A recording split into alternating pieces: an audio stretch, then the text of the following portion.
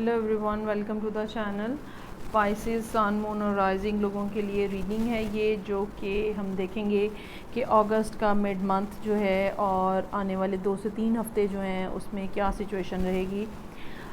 अगर आपने पिछले महीने जुलाई में मिड मंथ की रीडिंग नहीं देखी तो आप वो भी देखें, क्योंकि ये उसी का फॉलोअप है।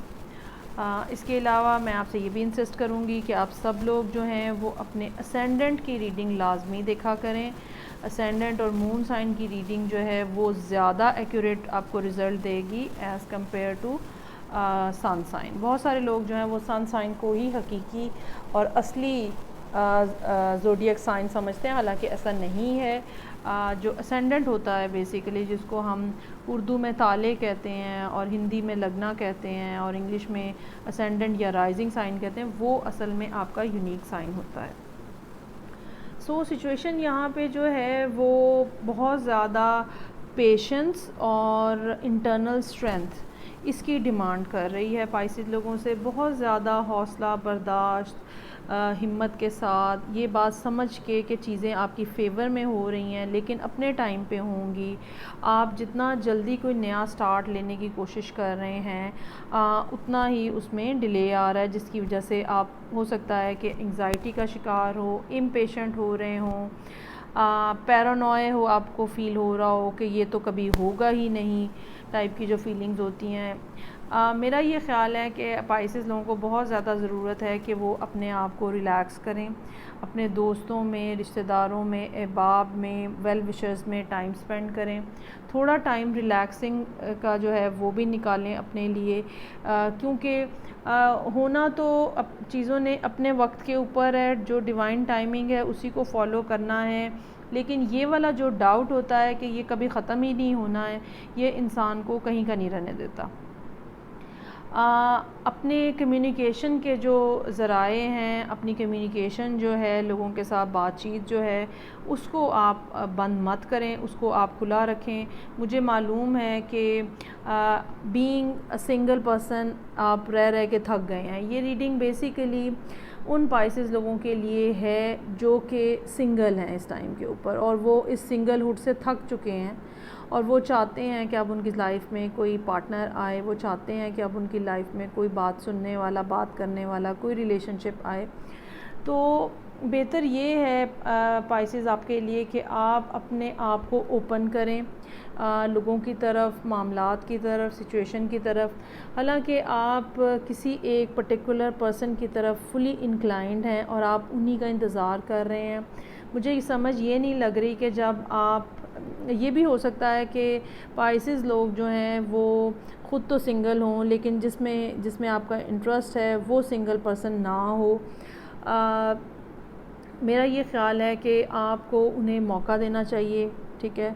आपको उनके साथ कम्युनिकेशन अपनी जो है वो मेंटेन करनी चाहिए, ताकि ये जो एक पैरानॉटिक किस्म की सिचुएशन है, बहुत ज़्यादा ओवर थिंकिंग है, मंकी माइंड है, आप इस फेज़ में ना जाएं।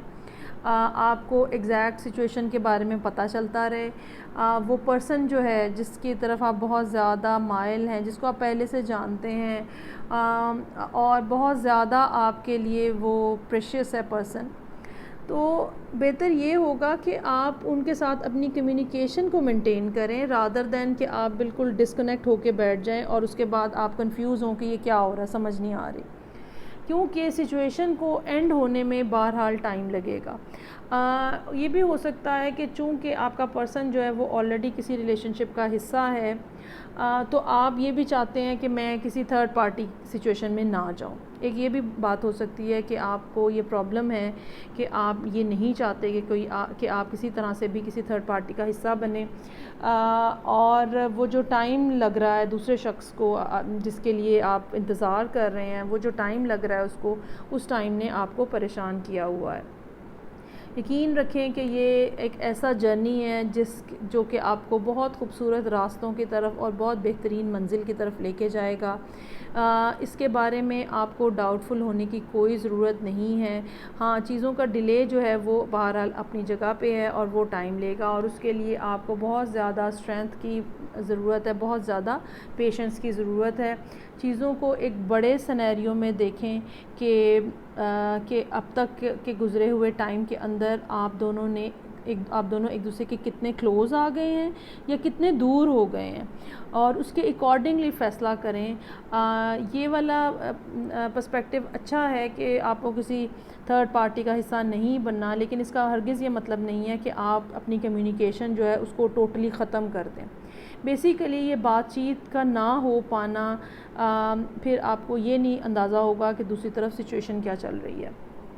समहाउ मुझे ये लगता है कि end of the month of अगस्त या अर्ली सितंबर या तो आप इस पोजीशन में होंगे कि आप किसी तरह की कम्युनिकेशन जो है वो उनके साथ बहाल करने की कोशिश करेंगे, और क्योंकि जो एक मैनिफेस्टेशन की सिचुएशन है, अब बात उससे आगे बढ़ के किसी न किसी अंदाज में एक्शन की तरफ जाती हुई भी नज़र आ रही है। लेकिन बहरहाल जो भी टाइम पीरियड डिवाइनली आपके लिए लिखा गया है, चीज़ें उसी के अंदर होंगी। इम्पेशेंट होने का कोई फ़ायदा नहीं है। जो दूसरा कोई शख्स है जिसके साथ आप डील कर रहे हैं वो डेफ़िनेटली अपनी फैमिली से रिलेटेड जो चीज़ें हैं उनके साथ उलझा हुआ है या उलझी हुई है।